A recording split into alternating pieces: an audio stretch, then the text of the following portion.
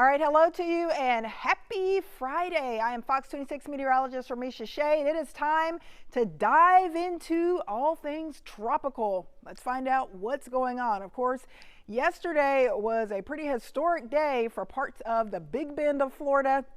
Of course, last night, right around 10:10 p.m. Central Daylight Time, 11:10 p.m. Eastern Daylight Time, we had the landfall of a very monstrous, powerful, dangerous Category 4 Hurricane Helene. It now has become extratropical, but the damage is done. There are still tons of people without power. Of course, we had multiple fatalities across several states. A lot of flash flood emergencies, wind damage galore, a lot of power outages, so definitely a lot of cleanup will have to be done, especially across Florida, Georgia, the Carolinas, and even over into Tennessee and Kentucky. Here is what we've been dealing with, though, so far for this season. Of course, we just had to deal with the wrath of Helene for parts of the southeastern U.S., but we started off with Alberto. Of course, we had Beryl that blew up to a Category 5 hurricane and, of course, hit us here in Houston as a Category 1. Chris, a tropical storm. Then we had 3 hurricanes following Chris, Debbie, Ernesto, and Francine, between a Category 1 and Category 2. After that, we had Tropical Storm Gordon. And then, of course, this week we've been tracking Hurricane Helene, which is now an extra tropical or post-tropical cyclone sitting over parts of the Appalachians and the Tennessee Valley. But we are already watching some other systems. We now have Isaac, which is up to a Category 1 hurricane, and we have Tropical Storm Joyce. So right on cue, we are really seeing things heat up across the Atlantic basin. Of course, September, typically the busiest month of hurricane season, and we've got several systems we are monitoring and the potential for a few more systems to develop. So the next name on the list will be Kirk, then Leslie, Milton, and Nadine. We could have Kirk and maybe Leslie over the next week. We are monitoring a few other areas for possible development. First, let me show you what's going on with what's left of Helene. This is post-tropical cyclone Helene, and it is still kind of cranking out a lot of rain and just rotating along the Appalachians area and also right around the Tennessee and Ohio Valley. So you can see up around Indianapolis, Lexington, into Columbus, Ohio, very heavy downpours. This rain stretches over towards St. Louis and Missouri, so still a lot of clouds, a lot of rain, inclement weather as some of these folks are trying to get the weekend started. It looks like this rain will likely continue because this system will slow down and just kind of wind down and fall apart right around these same areas. So this rainfall will likely stick around for the next couple of days before things really start to kind of fade away and fizzle out. So that means the threat for flooding will be on the higher side. So that's going to be the biggest risk with the remnants of Helene. So as I mentioned, it is being called post-tropical cyclone Helene. That means it's lost its tropical characteristics, but it can still produce some damage. We're talking about the big flash flood risk will continue, and also the threat for maybe a few tornadoes east of that center of this system. Here's the latest as far as the latest track.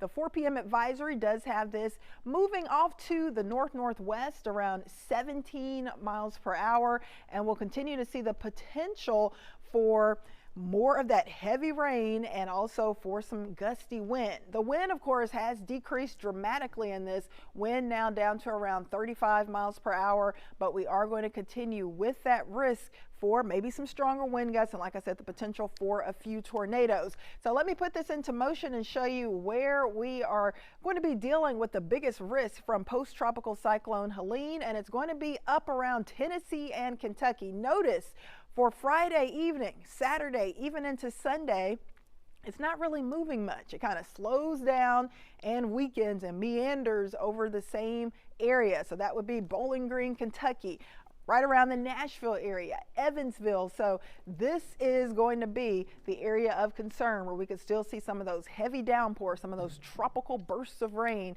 being cranked out of what's left of Helene.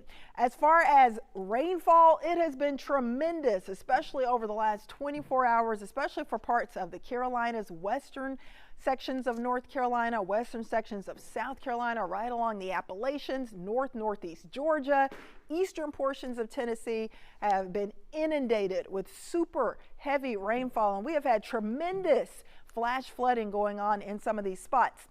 In fact, at this hour, we still have several flash flood warnings, and these are flash flood emergencies. So that means life-threatening, super dangerous flash flooding is occurring, and there are likely people at risk of basically injury or maybe fatalities if they don't get out of harm's way. So we've had this going on basically all day long down in the Atlanta area. A lot of high water rescues had to occur, and that pushed up into parts of the Carolinas, Tennessee, and Kentucky. So still a lot of flash flooding going on, and more likely to deal with over the next 24 hours. I want to show you some of these rain totals because they are super impressive. I mean, check this out. This is just over the last 24 hours. And south of Hendersonville in North Carolina, look at what our Fox Red radar is estimating. Can you believe that? Almost 31 inches of rain. Just to the east of that area, almost 26 inches of rain. Up around Asheville, North Carolina, several inches of rain falling there. So this is the reason why we have had so many reports of flash flooding. We've had reports of fatalities due to flash flooding, and a lot of folks being rescued from those floodwaters. So this is a situation that will get probably a little worse before it gets better, as the remnants of Helene will continue to crank out more moisture and more rain. So with that flash flood risk being very high, if you have friends, family in this area, make sure to warn them to be extra careful, avoid any of those floodwaters, turn around, don't drown. If you have travel plans to some of these spots that you see outlined in yellow or red, keep in mind there could be delays because there will still be the high threat for some of this heavy rain that could lead to that flash flooding. That's going to be Lexington, up towards Kentucky, Bowling Green, down in Tennessee, Knoxville, Nashville, and even over towards Memphis. There will be the potential for some flash flooding over the next several hours. Up towards St. Louis, Indianapolis, that rain has been fairly steady today, and there could be some flooded streets there as well.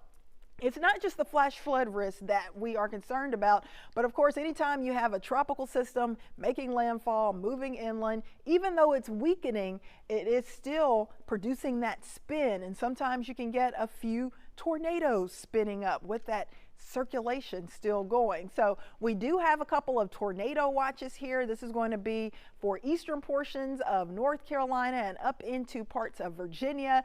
Notice there will be the risk here for maybe a couple of spin ups, a couple of these storms to rotate and produce some brief tornadoes. We do have this tornado watch in place at least through 5 p.m. Could get extended, but notice these tornado icons on the map near Raleigh, North Carolina, north of Charlotte. These are tornadoes that have already been confirmed. And look at that, 1, 2, 3, 4. So at least 4 tornadoes already that have been confirmed due to the effects of Helene, which is now a post-tropical cyclone. Another big issue that we've had, of course, the power outages. Look at this. This map just lighting up. Numerous power outages across multiple states. I know when I did my weather update during the 10 p.m. show last night, power outages across the state of Florida alone were almost up to 1 million. And I heard that number just skyrocketed overnight. But now we've got numerous power outages for Georgia, for the Carolinas, and now even spreading up into parts of Kentucky and Virginia. So we've had widespread wind damage, especially for Florida, Georgia, and the Carolinas. That led to some tremendous power outages. We're also dealing with that flood threat as well. So still a lot going on with Helene, but I guess the best news I can give you is that at least it has weakened, it's lost its tropical characteristics, so the damaging wind threat has really gone down, but there could still be a few tornadoes, and also that big flash flood risk will stick around across the central southern Appalachians through the weekend and up into the Tennessee and Ohio valleys. That's not the only game in town. We are tracking a couple of other systems. Check this one out. This is Tropical Storm Joyce. You think, man, we almost get rid of one and then we have to move on to another. It is super busy, super active out there. And this tropical storm is in the central Atlantic. So the good news is that it's a fish storm right now. It is over water. It's not threatening any land area. It's basically going to continue tracking off to the northwest. Right now, moving northwest around 10 to 15 miles per hour, maximum sustained winds around 50 miles per hour. And it is going to gradually make more of a northerly turn as we go into Tuesday of next week. But notice that it does weaken into a tropical depression, and it never really threatens any major land area, or any land area for that matter. So I don't think we're going to have to worry too much about Joyce messing with anyone. That is certainly some good news.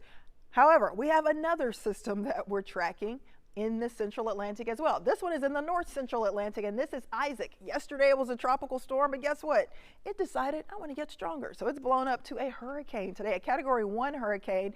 Here's the U.S. over here. Here's Canada, and here is Isaac. Way to the north and east, you can kind of see London there, but Isaac, once again, not bothering anyone. It's over open water. And the good news with Isaac, even though it's a hurricane, is that it is tracking to the north and east away from the U.S. So over the next several days, it is forecast to gradually weaken. And it's also forecast to stay over the open waters of the Atlantic. So hopefully no issues with that one. Here's what I'm a little more concerned about, though. This is an area to watch now in, once again, the Western Caribbean, extending up through the Yucatan Channel into the southeastern Gulf of Mexico. This is a similar scenario or setup that we saw with Helene before it developed. So we are monitoring an area that could potentially be an area where we could have an area of low pressure develop over the next week or so. We are going to have that potential for maybe a tropical system forming here. The chance is very low, only a 30% chance over the next 7 days or so. But of course, this would hit closer to home. So we have to watch this one very closely, because if this does develop, it likely would push into the Gulf of Mexico, and then we'd have to see where the models take it after that. Hopefully it would not come to the Houston area, but of course we don't want it to hit anywhere in the Gulf Coast region, but we'll have to watch this closely, because there is that low 30% chance that we could have some tropical development in the Western Caribbean as we go through next week. All right, we are a few days away from wrapping up September, so let's jump ahead to October and our chance for hurricanes forming out in the Atlantic Basin for October. Notice the risk not quite as high as what we saw on the September map, but there's still some orange here. That means this is the likely region for a tropical system, a tropical storm or hurricane to develop. So that would be much of the western Atlantic, down around the south and southeastern Gulf of Mexico and the northwestern Caribbean. And that is the exact area that we'll be monitoring next week for that possible area of low pressure to develop. So even though we have gotten rid of Helene as a tropical system, at least, we've still got Isaac we're watching. We've still got Joyce we're watching. We've got another area of low pressure in the far east Atlantic that could potentially develop next week, nothing yet. And of course that area in the northwestern Caribbean. So still a lot to monitor over the coming days, the coming weeks, because we are still not out of hurricane season.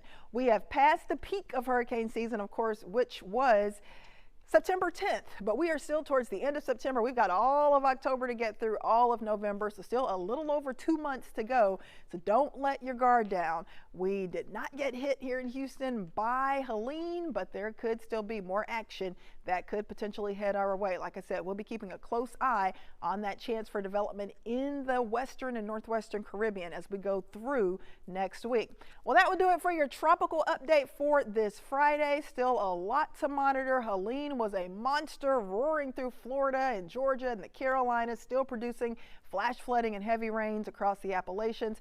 But like I said, at least it's no longer a tropical system, and we'll continue to track Joyce, Isaac, and any other systems that will try to pop up and mess with us over the coming days. Enjoy the rest of your Friday. Have a great weekend. I'm Fox 26 meteorologist Misha Shade.